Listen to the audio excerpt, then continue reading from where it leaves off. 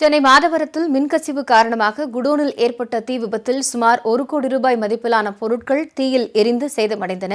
கூடுதல் விவரங்களை வழங்குவதற்காக செய்தியாளர் பார்த்தசாரதி இணைப்பில் இருக்கிறார். அவரிடம் பேசலாம். பார்த்தசாரதி, இந்த விபத்தில் 1 கோடி ரூபாய் மதிப்பிலான பொருட்கள் எரிந்து சேதமடைந்திருப்பதாக தகவல் கிடைத்திருக்கிறது. தற்போது தீ முற்றிலுமாக அணைக்கப்பட்டு விட்டதா? விபத்து குறித்து என்னென்ன அடுத்த கட்ட நடவடிக்கைகள் மேற்கொள்ளப்படுகின்றன?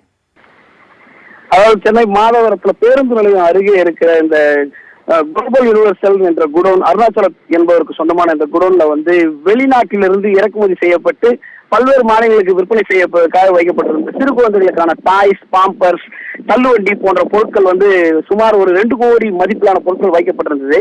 இதுல இன்று காலையில மின்சார சர்க்கியூட், அதாவது மின்கசிவு காரணமாக விபத்து ஏற்பட்டதாக கூறப்படுகிறது. அதே நேரத்தில் அந்த பகுதியில இரும்பு சட்டரை வெல்டிங் அமைக்கும் பணியும் ஈடுபட்டிருந்திருக்காங்க.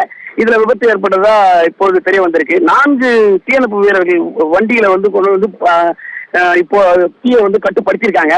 இருந்தாலும் உள்ள அட்டைப்பெட்டிகள்ல இருக்கிற புகைகளை கட்டுப்படுத்தும் பணியில தீயணைப்பு வீரர்கள் அங்க இருக்கிற கண்ணாடி உள்ளிட்டவர்களை உடைத்து புகையை வெளியேற்றும் பணியில தற்போது ஈடுபட்டு வராங்க. காயத்ரி, பார்த்தசாரதி, இதுல வேற யாருக்கேனும் ஏதாவது பாதிப்பு ஏற்பட்டு இருக்கிறதா? இப்ப இது குறித்து என்ன வழக்கு பதியப்பட்டு இருக்கிறது? அதாவது இது குறித்து மாதவரம் போலீசார் வழக்கு பதிவு செய்துள்ளனர்.